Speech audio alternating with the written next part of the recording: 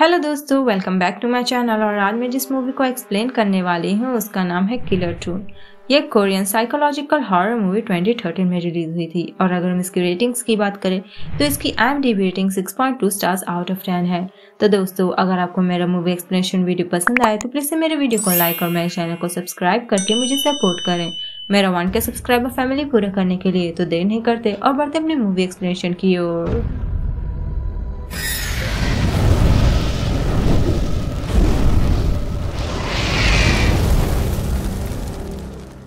तो इस मूवी की शुरुआत में हम मूवी के मेन कैरेक्टर कैंग जे योन को देख पाते हैं, जिसे हम कैंग कहकर भी बुलाएंगे।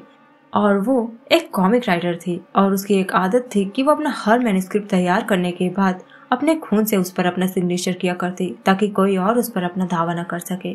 और उस रात वो जब मैन्युस्क्रिप्ट तैयार करती है वो तुरंत ही उसे अपने बॉस मिस सीओ के पर्सनल वेबसाइट पर अपलोड कर देती है, जो कि एक popular horror web comic publisher थी। और फिर जैसे ही वो उस मैन्युस्क्रिप्ट को पढ़ती है और उसमें की इमेजेस और एनिमेशन देखती है, उसे याद आ जाती है अपने बचपन की, जब एक बार उनके स्कूल एलिमेंट्री मीटिंग में पेरेंट्स को बुलाया गया था और उसकी माँ भी तब उस वक्त वहाँ पर गई थी।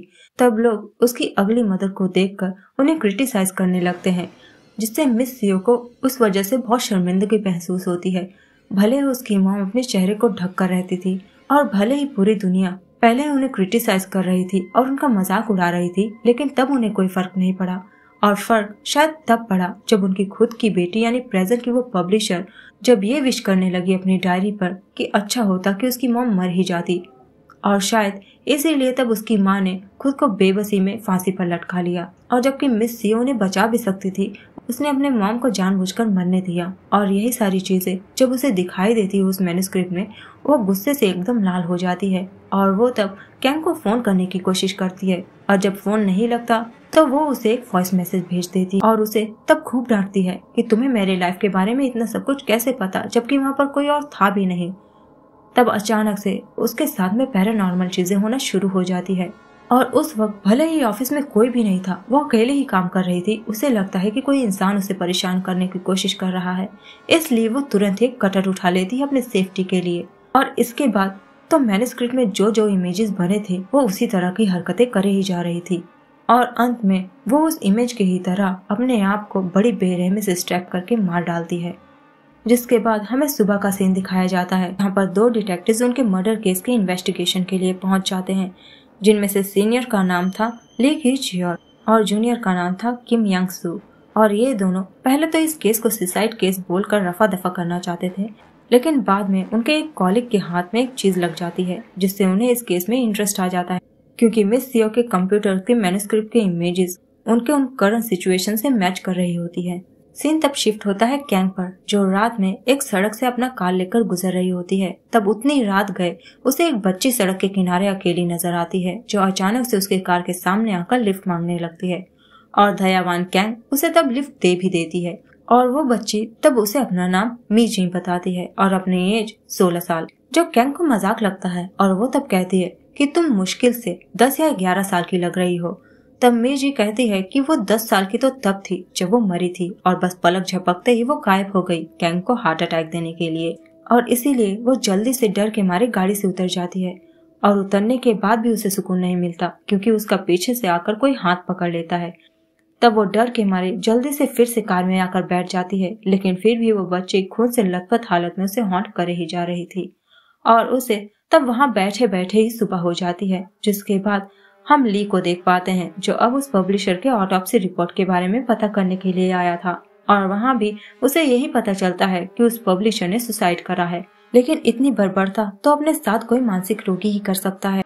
और ये रिपोर्ट जानने के बाद भी कि ये एक सुसाइड केस है, फिर भी ली और उसका चीफ मीडिया और हेडलाइंस के लिए इसे लंबा खींचना चाहते थे। और पब्लिशर तो पॉपुलर थी ही, तो पॉपुलैरिटी उन्हें भी मिलेगी, जिससे उनका प्रमोशन हो सकता है।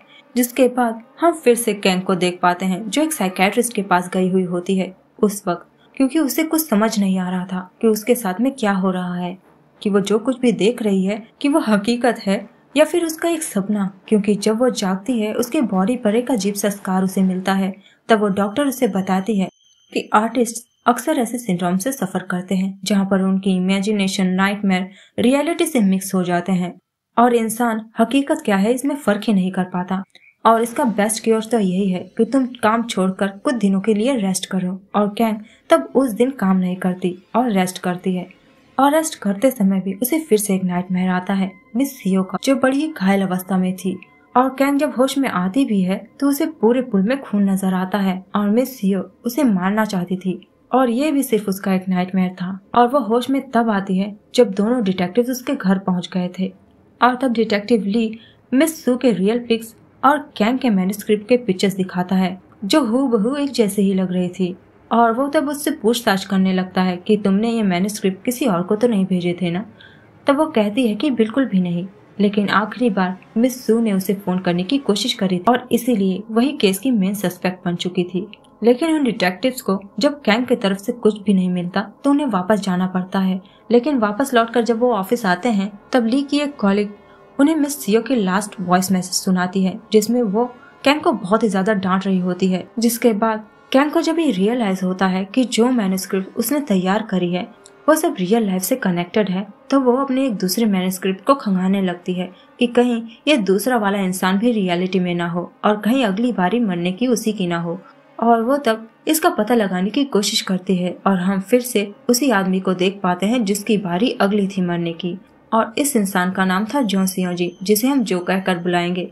और ये आदमी एक फ्यूनरल होम नाम की एक सर्विस चलाता था। तब उसे चलते चलते काम मिल जाता है एक डेड बॉडी का, जिसके इलेक्ट्रोक्यूशन से डेथ हुई थी, मतलब शॉक लगने की वजह से। और शायद बड़े हॉस्पिटल्स में उसे भर्ती नहीं कर रहे थे और कोई भी इंसान ऑटोप्सी करने के लिए राजी भी नहीं था। और वो तब एक्स्ट्रा पैसे के चक्कर में इस काम के लिए राजी हो जाता है। और यहाँ दूसरी ओर किम यांग सू बहुत ही ज्यादा खुश था क्योंकि जल्दी वो पिता बनने वाला था और वो तब पैटर्निटी लीव चाहता था। लेकिन ली उसके बिना काम ही नहीं कर पाता, इसलिए वो उसे रोक लेता है। तब किम यांग सू ली को मिस सीओ की डायरी दिखाता है, जो उसे मिस सीओ के फैमिली से मिली थी। और इसमें एग्जैक्ट वही स्टोरी थी जो कैंग ने अपने कॉमिक में लिखी थी। और तब एक और प्रूफ ली के हाथ में लग जाता है कैंग को लपेटने के लिए, जिसके बाद हम कॉमिक के अगले विक्टिम को देख पाते हैं, जिसे काम मिला था उस इलेक्ट्रिकल डेड बॉडी को सीधा करने का, जो काफी मुश्किल था। इसीलिए वो थोड़ा ड्रिंक का सहारा लेता है और इस दौरान वो डेड बॉडी अपना पोजीशन ही चेंज करने लगता है और उसे देखकर हंसने लगता है। और ये देख जो थोड़ा सा डर जाता है, लेकिन फिर वो सोचता है कि शायद उसे ड्रिंक चढ़ गई है और पता नहीं कैसे गलती से उसका बेटा अपना टैबलेट उसके पास ही भूल गया था, जो अपने आप ही चालू हो जाता है और उसमें तब वही कॉमिक चलने लगती है। सीन तब पास्ट में जाता है जब जो जवान था और उसकी बीवी काफी बीमार थी और तब उसे अपने बीवी का ख्याल रख पाना एक नर्क जैसा लग रहा था, क्योंकि वो 5 साल से बिस्तर पर पड़ी थी और वो ये विश कर रहा था कि काश वो मर जाती और उसे छुटकारा मिलता, और उस दिन भी मर ही चुकी थी। सबको ऐसा ही लग रहा था। लेकिन जो ये देख लेता है कि उसकी वाइफ की बॉडी में अब भी कुछ हलचल है और वो मरी नहीं है, और वो सोचता है कि अगर वो बच गई तो उसका सुकून ही छिन जाएगा। और वो तब अपने अतीत को याद करने लगता है कि किस तरह से उसे अपनी वाइफ की वजह से नर्क भोगना पड़ा। उसने इतने सालों से अपनी वाइफ की गंदगी साफ करी थी और इसीलिए वो तब अपनी वाइफ से छुटकारा पाने के लिए उसे बड़ी बेरहमी से मार डालता है। और प्रेजेंट में वो वही चीजें कॉमिक में टून्स के जरिए देख रहा था और ये चीज देखकर उसका दिमाग ही खराब हो जाता है। और तब वो जैसे ही वहाँ से भागने की कोशिश करता है, वो डेड बॉडी उसके शर्ट को पकड़ लेती है और पैरानॉर्मल एक्टिविटीज शुरू हो जाते हैं। तब वही कॉमिक ली और कैंग भी देखकर उसी जगह पर पहुँचने की कोशिश करते हैं। और यहाँ हॉस्पिटल में जब डेड बॉडीज का शेल्फ अपने आप ही खुलता है, जो तब वहाँ पर पहुँच जाता है उसके अंदर झांकने के लिए, और एक अदृश्य ताकत तभी उसे अंदर घसीट ले जाती है और उसे तब अंदर बंद कर लेती है। और उसकी डेड वाइफ तब उसके ऊपर आकर लेट जाती है और उसे तब उसी तरह से कपड़ों से लपेट कर सफोकेट करने लगती है जैसे उसने अपने वाइफ को किया था। और तब कैंग भी किसी तरह दरवाजा तोड़कर अंदर घुस आती है उसे बचाने के लिए, और कैंग तब उसे शेल्फ से बाहर निकाल लेती है। लेकिन वो कैंग को देखते ही डर जाता है क्योंकि उसे तब उसमें अपनी वाइफ नजर आ रही होती है, इसलिए वो उससे दूर भागने लगता है। लेकिन कैंग के रहते हुए भी उसकी वाइफ उसकी गर्दन को मरोड़कर उसे उसके सामने ही मार डालती है। और जैसे ही वो मरता है, ली वहाँ पर आकर पहुँच जाता है और क्योंकि मौका वारदात पर कैंग वहीं पर थी, वो उसे अरेस्ट कर लेते हैं। पूछताछ के दौरान कैंग उसे बताती है कि एक गोश्त ने उसे मारा है और उसने ये सब काम नहीं किया, और जो कॉमिक्स उसने लिखे हैं वो सिर्फ उसकी एक इमेजिनेशन है जो उसने अपने मैन्युस्क्रिप्ट्स में उतारे हैं। और जब ली को सही जवाब नहीं मिलता तो ली उसे इतना मैनिपुलेट करता है कि कैंग गलती से एक सीक्रेट रिवील कर देती है कि ये मैन्युस्क्रिप्ट उसके नहीं है और उसने तो बस ये सारे स्टोरीज कॉपी करे हैं। और सिन तब पास्ट में जाता है जब लास्ट ईयर उसे एक कॉमिक बुक कॉन्टेस्ट में ह्यूज सक्सेस मिली थी, जिसके बाद ही मिस सीओ ने उसके काम को देखते हुए उसे असाइन कर लिया अपने प्रोजेक्ट्स और अच्छे काम के लिए काफी सारे एडवांसेस के साथ। लेकिन कुछ दिनों बाद उसका दिमाग कम्प्लीटली ब्लैंक हो गया और वो कुछ काम ही नहीं कर पा रही थी। वो बहुत ही ज्यादा परेशान थी कि तभी एक दिन उसे एक ईमेल आ गया और उसमें वही सारी स्टोरीज और इमेजेस थे जो उसके काम में आते, लेकिन उसे ये पता नहीं था कि ये सेंड कौन कर रहा है, क्योंकि सर्वर नॉन रीचेबल आ रहा था। और इस तरीके से उसने वो सारे कॉमिक्स और स्टोरीज प्रिपेयर करी थी, क्योंकि वो इंसान उसे समय समय पर इमेज भेजता जा रहा था। सीन शिफ्ट होती है यांग सू पर, जिसे कैंग के मैन्युस्क्रिप्ट में से एक लड़की की इमेज अच्छी लग जाती है और वो तब अपने कॉलिग को वहां से भगाकर कैंग के वेबटून की एक पीडीएफ चुरा लेता है। और ये वो क्यों कर रहा था ये हमें आगे पता चलेगा। जिसके बाद सीन शिफ्ट होती है पास्ट में 6 साल पहले, जब यांग सू डिटेक्टिव नहीं बना था और उसकी शादी भी नहीं हुई थी। लेकिन जैसे ही उसकी पोस्टिंग हुई वो ये खुशखबरी अपनी गर्लफ्रेंड को दे रहा होता है फोन पर, और उस वक्त वो ड्राइविंग भी कर रहा था और वो बहुत ही ज्यादा खुश था क्योंकि उसकी नौकरी के बाद ही उसकी शादी हो पाती। लेकिन उसी वक्त कोई उसकी गाड़ी से आकर टकरा जाता है। सीन यहीं पर कट होता है, जिसके बाद हम किम यांग सू को देख पाते हैं जो कैंग को ईमेल भेजने वाले का पता लगा रहा होता है। तब उस सर्वर का कनेक्शन उसे हैप्पी मैंशन में मिलता है, जहाँ पर कोई भी वर्कर जाना नहीं चाहता था क्योंकि वो बिल्डिंग अबैंडन कर दी गई थी सालों पहले आग लगने की वजह से। और उस जगह को लोग हॉन्टेड और कस्ट भी मानते थे क्योंकि एक दिन एक लड़की ने वहाँ की दीवारों पर एक लड़की की पिक्चर्स बनाई थी, जिस लड़की की मौत ठीक उसी तरह से हुई जैसे उस लड़की ने उस पिक्चर में ड्रॉ किया था। और तब से ये बातें फैल गईं कि वो लड़की पॉसेस्ड थी और वो भूतों से बात कर सकती है, इसलिए बच्चे उसे बहुत ही ज्यादा बुली किया करते। और क्योंकि वो लड़की गांव वालों को बहुत ही ज्यादा वियर्ड लगती थी, गांव वाले उस पर बहुत ही गुस्सा करते थे उसके इस कृत्य पर कि उसकी वजह से एक बच्ची की जान चली गई। तब उस लड़की ने उन गांव वालों से बदला लेने के लिए उस बिल्डिंग पे आग लगा दी और खुद टाउन छोड़कर भाग गई। और ये लोग तब उस लड़की का नाम कैंग बता रहे होते हैं और कहते हैं कि उसके फादर एक एम्बाल्मर थे, मतलब जो इंसान डेड बॉडीज को केमिकल द्वारा प्रिजर्व करके रखता था ताकि वो सड़े ना। और उसके फादर का नाम ये लोग जो बताते हैं। और तभी ली की एक कॉलीग आकर उसे बताती है कि उसी बिल्डिंग में जो सियोंजी की बेटी रहती थी, जो कि उसकी एक भागी हुई बेटी थी। और इससे भी ज्यादा इंटरेस्टिंग बात ये थी कि कैंग भी पहले उसी बिल्डिंग में रहा करती थी उस दौरान, और उस वक्त भी कैंग इंटेरोगेशन रूम में ही थी। तब ली जो की बेटी सियोंजी की फोटो दिखाकर उससे पूछता है कि क्या तुम इस बच्ची को पहचानती हो। तब कैंग उसे बताती है कि वो बच्ची उसे तकरीबन 5 साल पहले मिली थी। सीन तब पास्ट में जाता है जहाँ पर कैंग बहुत ही ज्यादा परेशान थी क्योंकि उसके सारे ही आर्टिकल्स पब्लिशर्स रिजेक्ट कर रहे थे और उसने दर्जनों रिजेक्शंस फेस कर लिए थे और उसके पास तब पैसे भी खत्म हो चुके थे और उसे कुछ समझ नहीं आ रहा था कि वो आखिर अपने लिविंग के लिए करे तो करे क्या। और तभी उसकी मुलाकात सुइयों से होती है जो उस वक्त वॉल्स पे कुछ ड्राइंग्स बना रही होती है और कुछ बच्चे उसे बुली कर रहे होते हैं। और उस वक्त तब कैंग उसे जाकर बचाती है और उस वक्त उसके हाथ भी घायल हो गए थे। बेचारी बेसहारा थी, इसलिए कैंग ने उसे अपने साथ में रख लिया ताकि कोई उसे परेशान न करे। और कैंग को तब उससे बहुत ही ज्यादा लगाव सा हो गया था, लेकिन सीओ को संभाल पाना उसके लिए मुश्किल हो जाता था जब उसमें ड्राइंग्स बनाने की तलब जाग उठती। तब एक दिन एक लेडी सोयो के ऊपर एक इल्जाम लगाने लगती है कि इसने जैसी ड्राइंग्स दीवारों पर बनाई थी उसी तरह से मेरी बच्ची की डेथ हुई है। वो सब मिलकर सोयो को घर से बाहर निकालना चाहते थे, लेकिन कैंग ने उसे प्रोटेक्ट किया खुद को हर्ट करके। तब ये सब इन दोनों को ही पागल समझने लगते हैं, फिर भी इन्हें कोई फर्क नहीं पड़ता। और एक दिन जब बिल्डिंग में आग लग गई तो लोग सोयो को ही ब्लेम करने लगे कि ये काम उसी का है, जो कि उस दिन के बाद वो किसी को भी नजर नहीं आई। लेकिन ली जब उस बिल्डिंग में पहुंचता है तब उसे वहां पर एक कंप्यूटर मिलता है और इसी के जरिए कैंग को ईमेल्स आते थे। तो ली ये सोचता है कि सुयो सीक्रेटली कैंग को वो ईमेल सेंड कर रही थी क्योंकि वो कैंग से बहुत प्यार करती थी और वो उसे आगे बढ़ाना चाहती थी। और अब ली को इन सारे ही मर्डर्स में सुयो का हाथ लगता है और वो तब उसे अरेस्ट करना चाहता था। लेकिन तभी रेस्टोरेंट में बैठे बैठे कैंग को एक मैसेज आता है जो उसे हैप्पी मैंशन में बुला रहा था और ये मैसेज सुयो की तरफ से आया था। तब कैंग से रहा नहीं जाता और वो ली के साथ बाहर तो जाती है, लेकिन बाहर जाने के बाद वो उसकी कार को लेकर फरार हो जाती है। और जब वो बिल्डिंग के पास पहुंचती है कोई उसे हिट करके किडनैप कर ले जाता है और ये और कोई नहीं बल्कि खुद किम यांग सू था। और वो तब उस कैटल शेड के अंदर उसे लेकर जाता है और उससे पूछताछ करने लगता है कि उसकी फ्रेंड सुयो कहाँ पर है, पर इस बात का कैंग के पास कोई जवाब ही नहीं होता।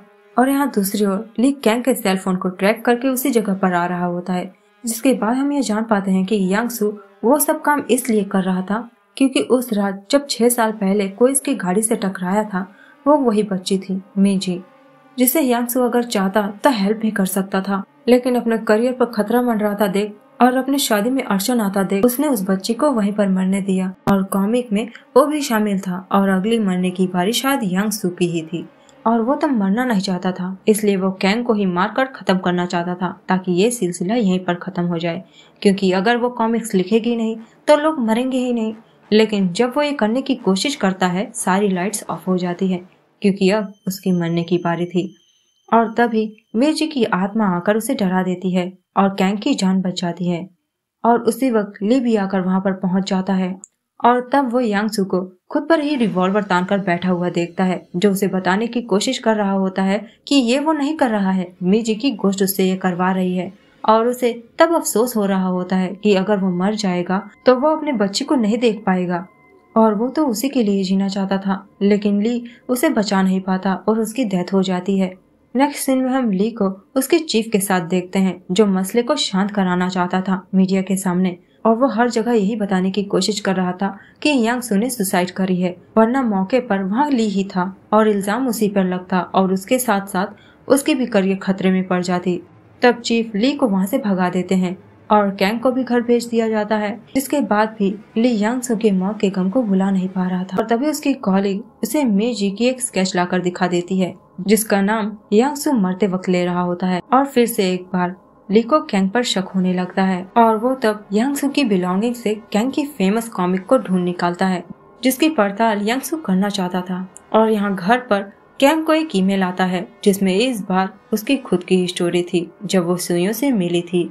और तब हम जान पाते हैं कि उसने ये बात ली से छुपाई थी कि सुइयों ये ड्राइंग्स खुद से नहीं बनाती थी, उसे मरे हुए लोगों की आत्माएं दिखती थी जो उसे अपनी स्टोरीज बताती थी। और ऐसा उसके साथ तब से होने लगा जब उसकी माँ के मरने के बाद उसके पिता ने कहा कि उसकी सूरत उसकी मरी हुई वाइफ की याद उसे दिलाती है और वो कोई और नहीं बल्कि वही एम्बाल्मर जो थे। और उनका तो काम ही था लाशों के बीच में रहना। और उन्होंने तब गुस्से में सुइयों को उसकी मरी हुई माँ के कमरे में ले जाकर बंद कर दिया उन्हीं लाशों के बीच में, ताकि वो सुइयों की सूरत न देख सके। और बस उसी दिन से नन्ही सुइयों से आत्माएं कांटेक्ट करने लगी और वो शक्तियां उसे मिल गई क्योंकि उन आत्माओं को उस पर दया आ गई। और इसलिए तब कैंग ने इस चीज का फायदा उठाया, उसने सुइयों से वो ड्राइंग्स बनवाई जो उसकी बॉस को पसंद आ गई और बस वो फेमस हो गई। और इस कामयाबी को वो गंवाना नहीं चाहती थी, वो बिल्कुल स्वार्थी हो गई थी और फेम के लालच में पड़ गई थी। उसे अंदाजा भी नहीं था और न ही उसे कोई फर्क पड़ रहा था कि उसकी वजह से लोगों की जाने जा रही थी। लेकिन जब सुइयों को ये बात पता चली उसने सारी ड्राइंग्स को आग के हवाले कर दी, जो देखकर कैंग बिल्कुल पागल सी हो गई। और दोनों में तब हाथापाई के दौरान कैंग ने खुद सुइयों को खत्म कर डाला, क्योंकि जो टैलेंट सुइयों के पास था वो ना तो खुद उसका इस्तेमाल कर रही थी और ना वो उसे इस्तेमाल करने दे रही थी। और कैंग की तब सुइयों को मारते वक्त सिर्फ यही एक विश थी कि वो अपना टैलेंट उसे दे दे, और उसने तब सुइयों को वहीं पर जलकर मर जाने दिया। और वो तब बचे खुचे मैन्युस्क्रिप्ट्स को लेकर वहाँ से निकल गई। और इसीलिए बाकी की आत्माओं की तरह सुइयों की आत्मा भी अब कैंग से अपने मौत का बदला लेना चाहती थी। और इसके बाद से ही सुइयों की ही तरह अब वो आत्माएं कैंग से कांटेक्ट करने लगी थी अपना बदला लेने के लिए। और हम ये भी जान पाते हैं कि कैंग ही उस बिल्डिंग में आकर वो ड्राइंग्स बनाकर खुद को ही ईमेल करती थी।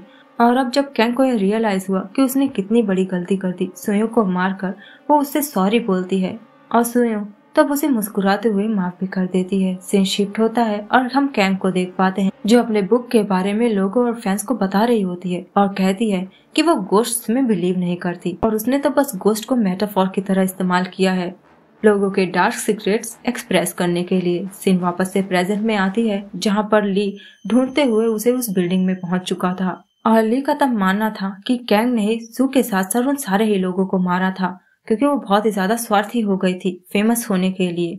लेकिन कैंग तब कहती है कि उसने उन लोगों को नहीं मारा और वो उससे कहती है कि अगर तुम स्वार्थ की बात कर रहे हो तो तुम में और मुझ में फर्क ही क्या है, तुमने भी तो यांग सू को मार डाला, भले ही गलती से, पर मारा तो। क्योंकि उस दिन ली को लगा कि यांग सू उसके साथ में मजाक कर रहा है और उसके रिवॉल्वर में गोली ही नहीं है, इसलिए ली ने ट्रिगर ही दबा दिया और यांग सू की डेथ हो गई। और शायद इसीलिए इसके बाद यांग सू ने कैंग से कांटेक्ट किया होगा अपने मौत का बदला लेने के लिए। इसलिए कैंग ने वहीं दीवारों पर उसकी भी ड्राइंग्स बनाई हुई थी। तब ली कैंग को मारना चाहता था, लेकिन वहां पर तुरंत तब यांग सू की आत्मा आ जाती है और ली को उसके हाथों से ही शूट करवा के मार डालता है और इस तरह से कैंग की जान बच जाती है और वो ठीक ठाक वहां से बाहर निकल जाती है। और इसी के साथ ये मूवी यहीं पर एंड हो जाती है। तो इसी के साथ हम अपने एक्सप्लेनेशन को यहीं पर एंड करते हैं। तो मिलते हैं नेक्स्ट वीडियो में, तब तक के लिए goodbye, take care and thanks for watching.